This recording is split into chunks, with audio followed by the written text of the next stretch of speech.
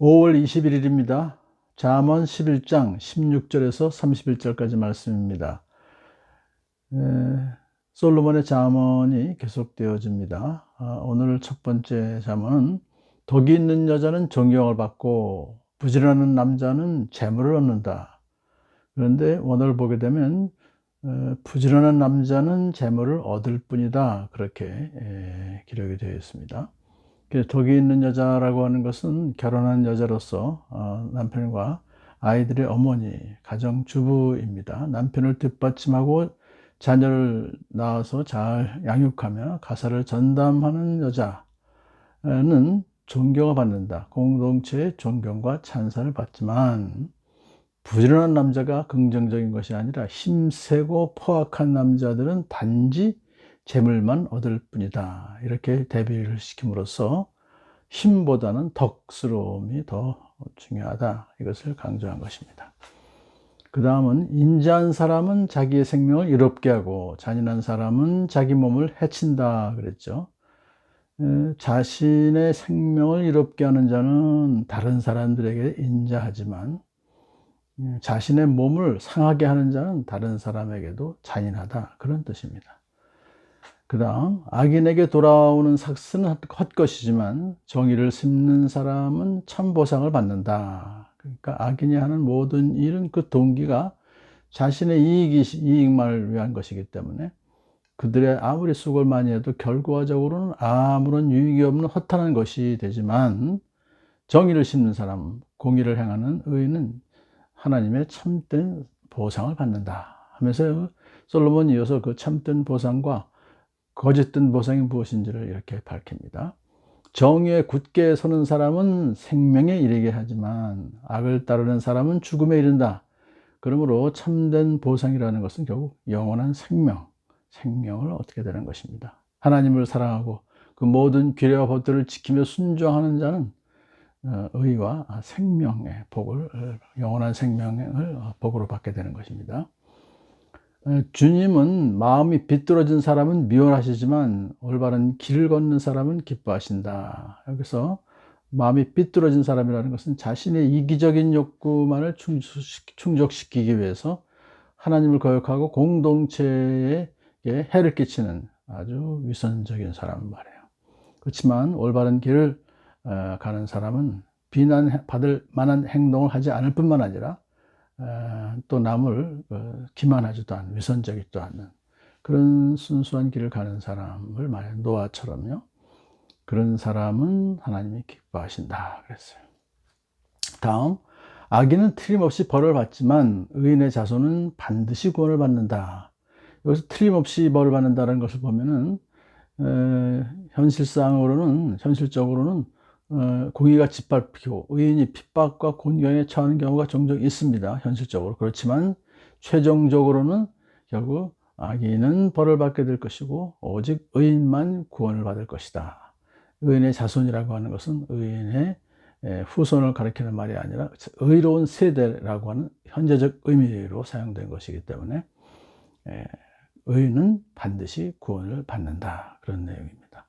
다음, 아름다운 여인이 삼가지 아니하는 것은 돼지 코에 금고리 격이다.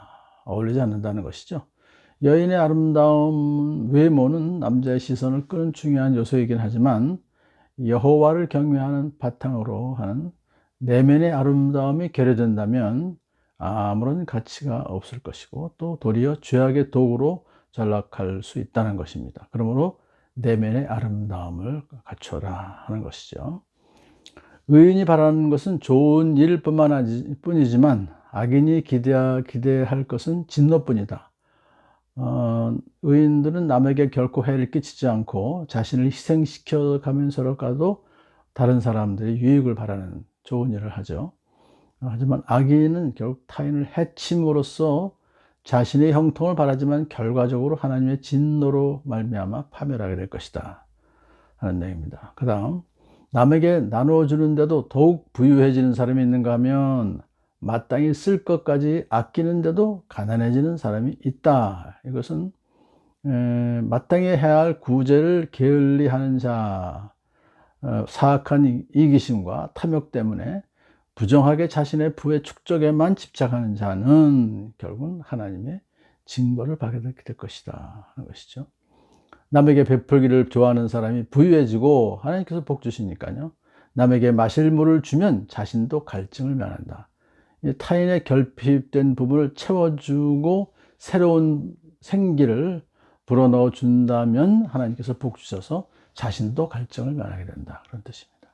다음, 곡식을 저장하여 두기만 하는 사람은 백성에게 저주를 받고 그것을 내업하는 사람에게는 복이 돌아온다. 요셉 총리가 다 내다 팔았잖아요. 그걸 예를 들었는데, 곡식을 판매하지 않거나 또는 매점 매석하는 사람은 곡식을 구하지 못한 백성이 하나님께 그 자를 저주해달라고 요청하기 때문에 결국 저주를 받게 된다는 것을 말해요. 다음, 좋은 일을 애써 찾으면 은총을 받지만 나쁜 일을 애써 추구하면 나쁜 것을 되받는다. 좋은 일이라고 하는 것은 이웃의 안녕과 행복을 위해서 필요한 것을 기꺼이 제공하는 그런 일을 한다면 은총을 받죠. 하나님께 받아들여지지만 나쁜 일, 죄의 성향으로 말미암아서 의도적으로 습관적으로 악행을 추구하는 것, 그것을 하면 나쁜 것을 되받는다. 하나님의 심판, 저주를 되받는다. 그런 뜻이죠. 다음, 자신의 재산만을 믿는 사람은 넘어지지만 의인은 무릇 나뭇잎처럼 번성한다.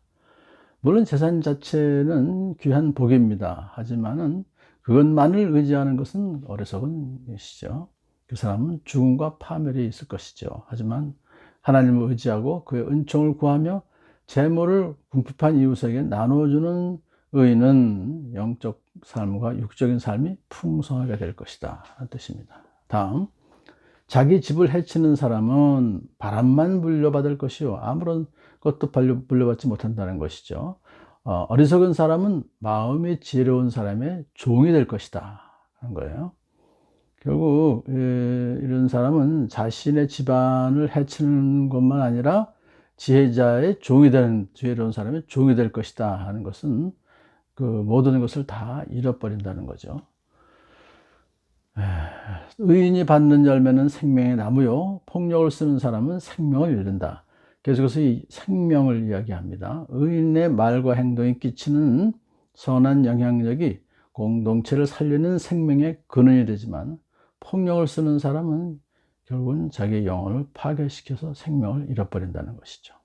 마지막으로 의인이 이 땅에서 한 대로 보상을 받는데 악인과 죄인이 그 값을 치르지 않겠는가? 하나님께서는 의인도 악인도 잘못하고 실수하면은 보응을 하십니다. 그러니까 의인도 잘못하면 보응을 받는데 하물며 죄인과 악인이 받는 그 보응은 상상할 수 없을 정도로 클 것이다 라고 하는 것을 분명히 말씀하고 있습니다.